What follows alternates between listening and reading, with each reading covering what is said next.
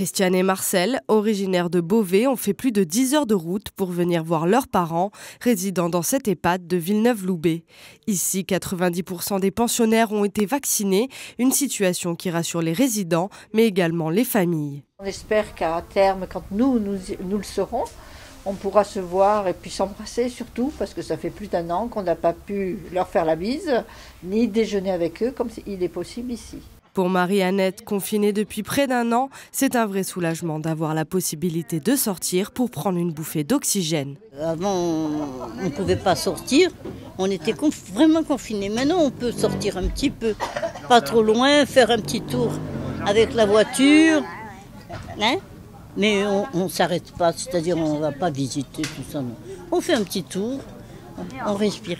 Sur une 50aine de soignants, la moitié ont été vaccinés. C'est un vrai travail de cohésion mis en place depuis plus d'1 an pour que les résidents ne se sentent pas abandonnés. La directrice et son équipe ont mis en place de nouvelles activités. On a demandé donc à tout le personnel de mettre un peu la main à la pâte et on a donc créé ce magnifique poulailler. Et on va faire en fait des petits grillages qui permettra à chaque résident de pouvoir passer et d'aller ramasser les œufs le matin. Reprise de contact avec la famille, animation, sortie autorisée. Pour le docteur Toiti, les résidents des EHPAD ont été les premiers touchés. 1 an après, la vie commence à reprendre son cours. Les personnes fragiles sont surtout dans les EHPAD. Il fallait donc les isoler. Avec le vaccin, l'isolement, on a moins de barrières. Donc maintenant, ils sont protégés.